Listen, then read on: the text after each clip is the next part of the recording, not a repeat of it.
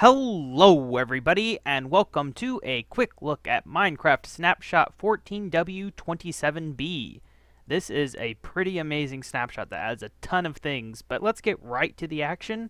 Rabbits. Yes, there are rabbits now. Look at them. It's amazing. There's baby rabbits, there's adult rabbits. They're awesome. There's 8 different rabbit skins, 7 of which you will see in the game normally. I don't know if we've got all of them here. There is one really uncommon one, and then there's also an 8th one that you only get by using a name tag, and it's a memorial to a pet rabbit. Oops, sorry about that. I'm trying to turn you into a different rabbit. This grass is really getting in my way. There we go.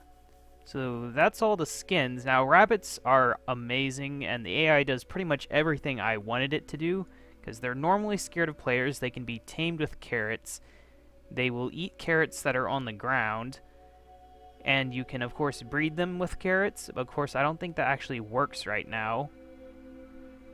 And there's also a really, really uncommon rabbit that is a reference to Monty Python and the Holy Grail. We'll spawn it in because its spawn chances is 1 out of 1,000.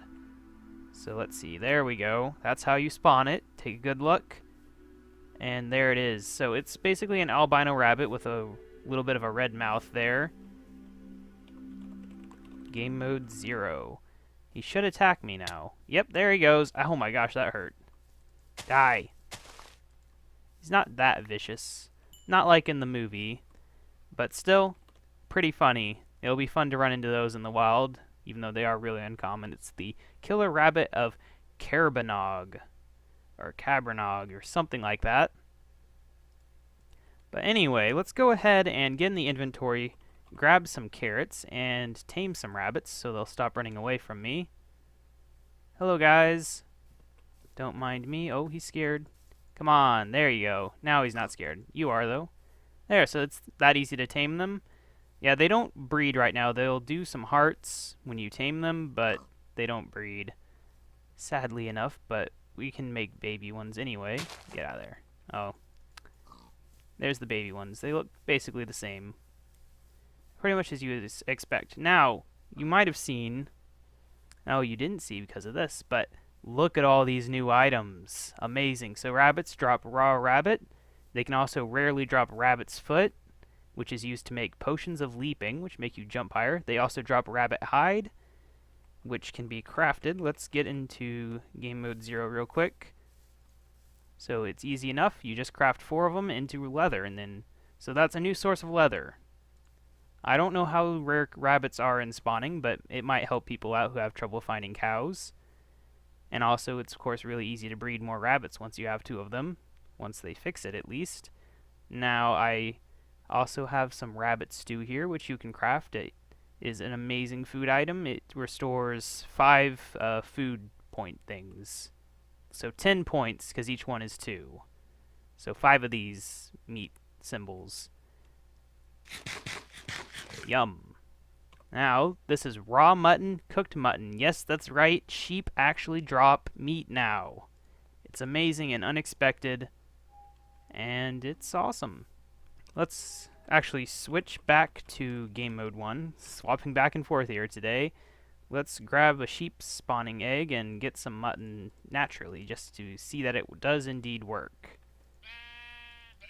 There it is. It dropped more than 1 even. Nice.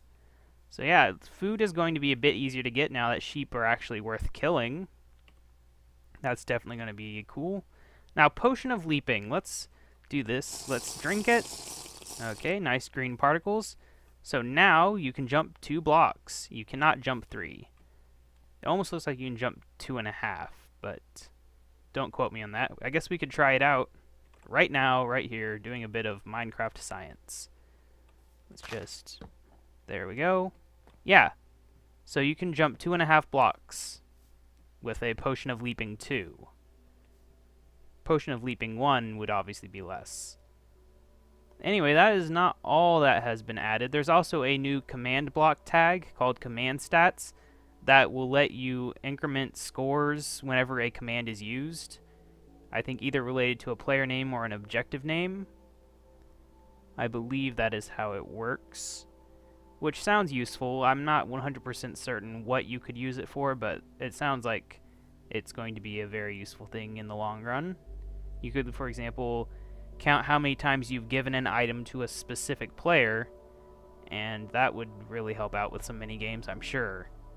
But that's not all. There's also something that we've actually been looking at this entire time, and you might not have realized if you haven't heard about already, and that's textures. You might notice the grass isn't looking quite so repetitive, and that's because right now it's actually rotating the grass randomly. So some are facing the original way, others are facing rotated ways. And I think that's a really cool idea. If you do this, you can see that it's changing. It's rotating. I think it looks really nice. It makes things a bit less repeated looking. I mean, if they could eventually get that working with something like water, they don't have it right now as far as I know. It wouldn't look right most likely unless they went out of their way to code it, but I think it looks great. Other people are saying they want it as an option and they don't like it. I'd say why not have it as an option, but also texture packs can control this, so somebody could also just make a vanilla texture pack that all it does is disable the rotation. So the people asking for options, you technically already have the option. You just need a separate texture pack for it. And this happens to quite a lot of blocks. I believe it happens to cobble, netherrack, etc., etc. So it's not just grass. I don't know if it happens to dirt or not. We can try real quick. Yes, it does. I think it really does help with the repetitive nature of the blocks. Things look a lot more natural. I think it's amazing. But I believe we have covered everything important. Now, there is the crafting recipe for the rabbit stew, which is cooked rabbit, mushroom, carrot, baked potato, and a bowl, of course. To make a potion of leaping, you put a rabbit's foot with an awkward potion. Easy enough, right? And they disabled any other game modes for the debug world, which I haven't shown you guys yet, and they've also added new blocks. We'll see that in a second. They also updated the F3 screen. See the thing on the right where it says the block has changed a bit. Nothing too major. And more upgrades to block models and particles. Whenever particles land on a block, they look a bit more scattered instead of all falling in the same place, I guess. We'd have to do a direct comparison to see, but it definitely looks nice. But that is everything I can show you in this world. So let's go ahead and save and quit and jump on over to debug world. Just a real quick look. So they added more blocks, they disabled the other game modes, so you can only do spectator mode because it would crash. Now it should have basically every block variant possible, which is a ridiculous amount, obviously. Look at them all. It's crazy. I think this world's really cool. And they've also made them all closer together. Previously they were a bit further apart. Yeah, but this looks great, doesn't it? Let's fly on over here. We can speed up, of course. Look at them all. Very interesting. But that is everything in this week's amazing snapshot. I really look forward to playing with rabbits myself. And I hope you guys do too, because they look awesome. And they have actually quite a lot of uses. I'm surprised at how many uses they have. I was expecting them to be more like bats and maybe drop something like meat.